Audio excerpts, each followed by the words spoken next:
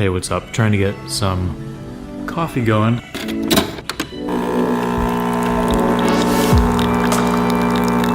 Alright, the day has officially begun. Oh, it's fucking hot.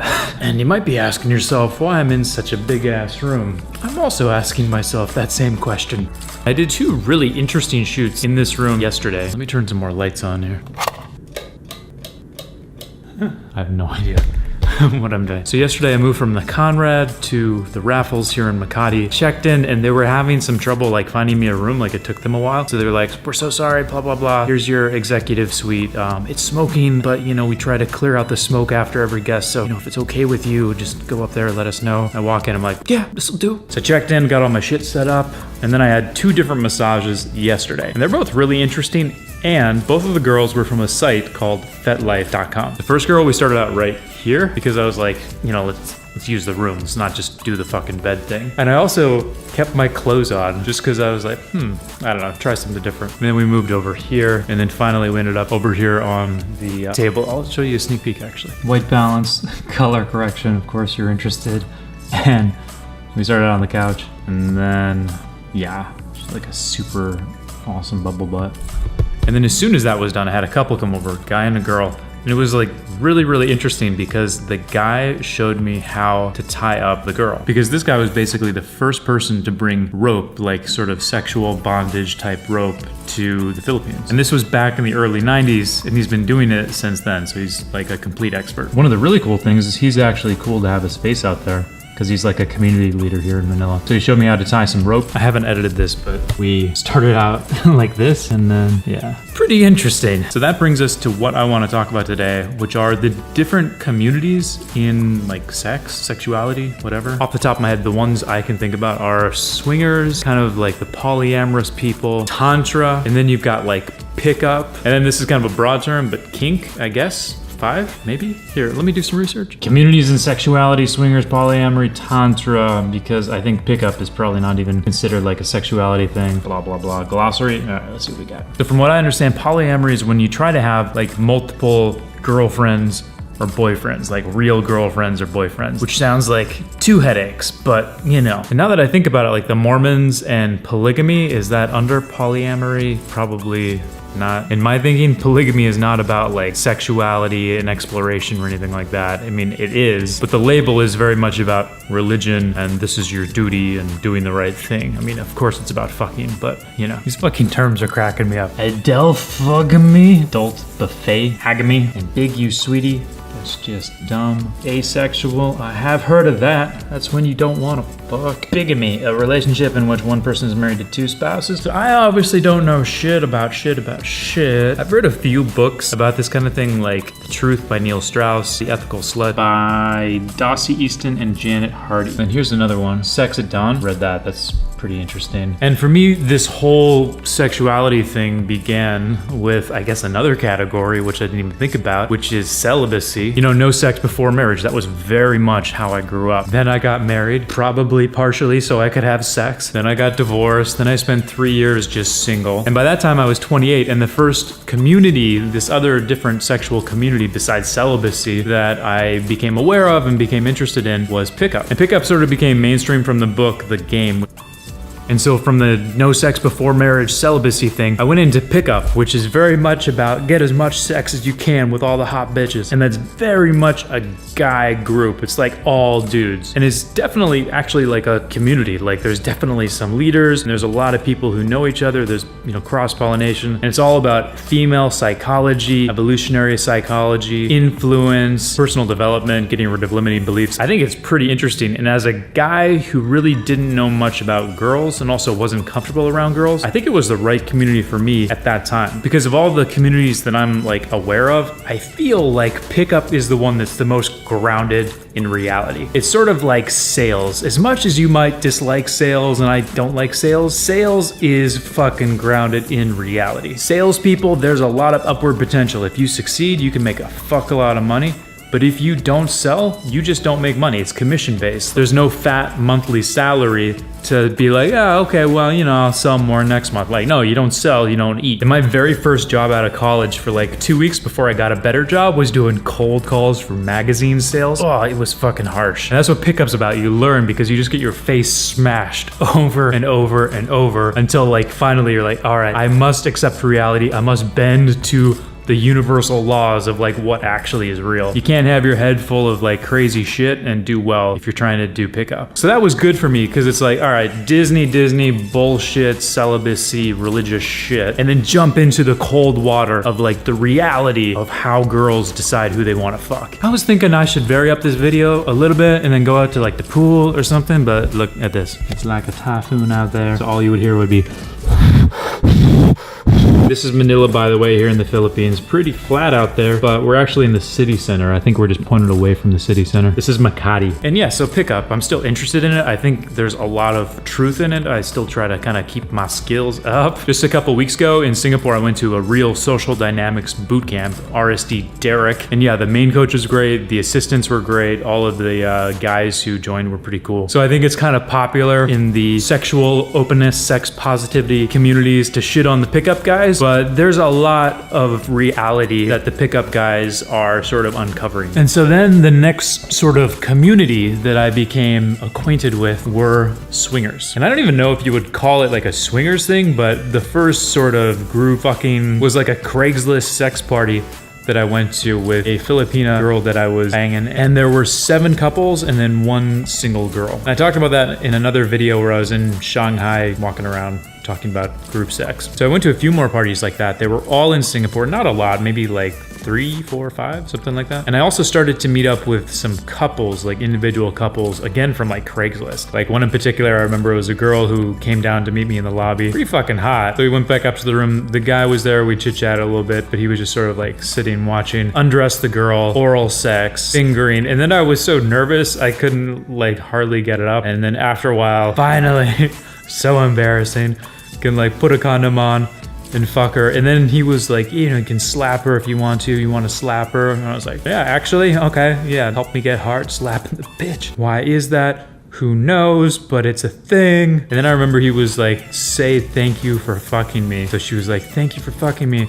And then that like did it and it just like exploded. But never saw him again. Another couple I remember, the girl wanted to have like a rape experience. So the couple booked a room and then the guy met me and another person down in the lobby and like sort of did a quick little screening of us. And then he's like, hey, you can tear her shirt. Like you can do whatever you want. Just make sure you use condoms and okay, let's go up. I'm like, okay. And then the other guy was better. He was like talking aggressive from the very beginning as soon as we walk in. And I was just sort of like, okay. With that girl, I remember there was like a moment where she was kind of tired and I was like doing this sort of very soft kind of like, like she was sort of a bit out of it. And I was like, oh, petty. And then I just slapped her and she started crying like, ah. It was kind of funny. That was an experience. So that was pretty much my introduction into like the swinging community. And then over the past few years, I met with like maybe 3 or 4 different kind of swinging couples. One of them, if you Google hunk hands, is Swinging Down Under, which is like a podcast. And then I met with that couple and we did a podcast about me giving the girl a yoni massage. And the couple in the video that you just watched, that was at Marina Bay Sands in Singapore. And they were swingers. My impression about swinging is it's kind of like cocktail party sex. It's very like conversational and kind of joking. I personally, with my limited experience in, like the swinging community, I don't see like the gravitas, the sort of depth and intensity that I like to have with a girl when I'm just fucking her. So we've talked about whack job, religious celibacy, we've talked about pickup, and we've talked about swingers. Now let's talk about polyamory. And there's not much for me to talk about there. Like I really don't have much experience with polyamory at all. I've only read 1 or 2 books on the topic, but there's definitely some takeaways that I've gotten so far. The top one is just this idea of primary, secondary, and tertiary relationships. So primary would be like somebody who you have sort of a long-term intimate relationship with. Secondary might be like kind of friendly, but you fuck. And then tertiary is like kind of the throwaway partner. And that's not a throwaway partner, but you see him once and then it's just for sex mostly. Not a lot of intimacy and that's it. So someone who's married and then they got their side bitch, that's like a primary, and then one secondary. Polyamorous people might have like multiple primaries. If you're like doing pickup, you might have a lot of tertiaries that you roll through, and then you bump some of them up to secondaries where it's sort of like your harem, and then those are girls that you're fucking on a more regular basis, and then maybe you bump somebody up to like the primary status at a certain point if you just really like them a lot. I think it's a useful framework for just relationships in general.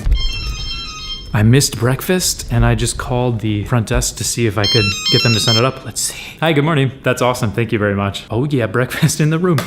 Okay, I've got the American breakfast and the Filipino breakfast. My guess is the Filipino breakfast is gonna look much better. That's usually how it is. If you're on like an airplane or something, you're like, you want the local Japanese thing, you're flying out of Narita, the Japanese thing, or like the Western thing, the Japanese thing is always better. So polyamory, is it worth it? For me, relationships are a lot of work. They, tax me mentally, like figuring out, okay, this person's relationship with that person, blah, blah, blah. Like girls are better at that. Most guys are probably better at it than me. I'm just not good at it. I don't like it, and it's just tiring. However, I know very fucking little about it, so I'm open to the idea that maybe it's a great thing. Then we got the fifth one that I could think of off the top of my head, which is Tantra, which is not really a relationship thing. I think it's more just like a way to have like better sex, and also maybe a way to like see the universe in a grain of sand and levitate and reach enlightenment with your dick in a girl. Like, I don't know very much about it actually, but I kind of feel like it's sort of fucking for yoga people. Just because the yoga people maybe aren't cool with being like, hey, let's just get around and fuck. Well, it's Tantra. It's not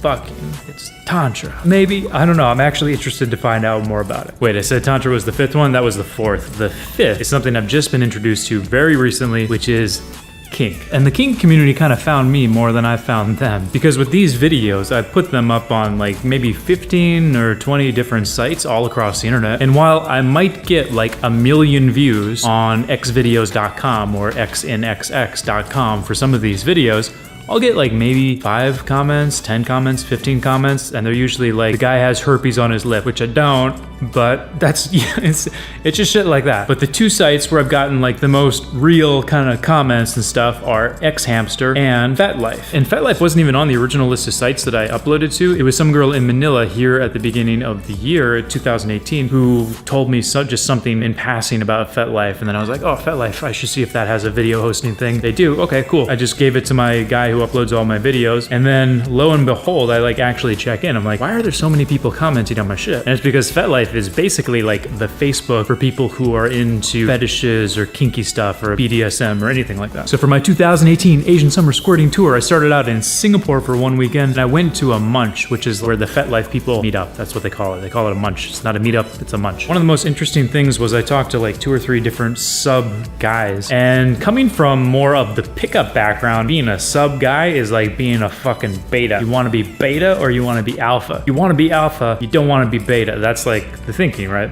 These guys were very, very comfortable being like the sub, which is that the same as beta? I'm not really sure. And then, learn some stuff about like most beta guys are into humiliation, but then the ones who aren't are like all butthurt about it because they're like, I just want to find a dom who respects me, but then also, or something, I'm not really sure. And then the next weekend in KL, again, part of my tour, I met up with a guy who is a dom and then his partner who is a sub. And the sub like sort of ropes, and then the guy also likes to do ropes. So that was like their thing. And then now here in Manila, I've already met up with 4 people from FetLife. So one was the model in the first video I showed you, then the 2 people in the second video that I showed you, and then a guy who's also a sub and super interesting, Singa Raja on FetLife. His dom is a girl who's like 25 and I think from Malaysia. Really interesting guy because he's lived in Southeast Asia for like 30 years, which is kind of like me. I'm just younger, so I've done like 25 or something like that. And he's really interested in like remote sort of jungly areas, which I very, very much was for like 2 years of my life when I started a farm in the jungle. So I'm meeting like really interesting people on FetLife. So I want to kind of double down on FetLife. 1, because I don't know what the fuck all of these fetishes are. I'm just kind of interested. And then 2, I'm meeting interesting characters. And then 3, this is the community that seems to be most interested in what I'm doing. So why not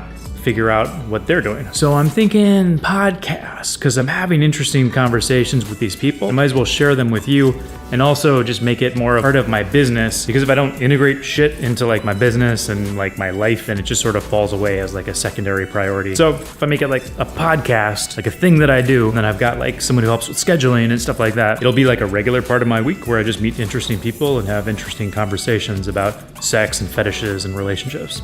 Sounds cool. I don't have a name yet. I'll figure one out and I'll let you know next week. And if you want to see those videos as soon as they're released, hit the subscribe button right now if you see one. If you don't see one, that means you got to go to hunkhands.com, type in your information there to like get my free G-spot video, and then you're also gonna get these new videos as soon as they're released. And if you are on FetLife, look me up, add me as a friend, or follow me. I'm Hunk Hands, and there's gonna be more content coming out, like these podcasts. Then next weekend, final city on my tour, Hong Kong. I went to college there for 1 year at the Chinese University of Hong Kong. This big old mountain with like the buildings all kind of scattered up and down. I used to walk up and down that thing. That's how I lost like 50 pounds in 1 year before. Anyway, we'll talk about that next time. Is that breakfast? Oh wow, Morning, nice. sir. Bacon, sir. Yeah, please, thanks. Not too bad. This looks pretty fucking delicious, and I think I was wrong. That looks better. Big ass pile of bacon. Bacon. Bacon. Bacon. Anyway, I'll wake up Sleeping Beauty and eat some food. See you in Hong Kong, or probably just online, like you are now.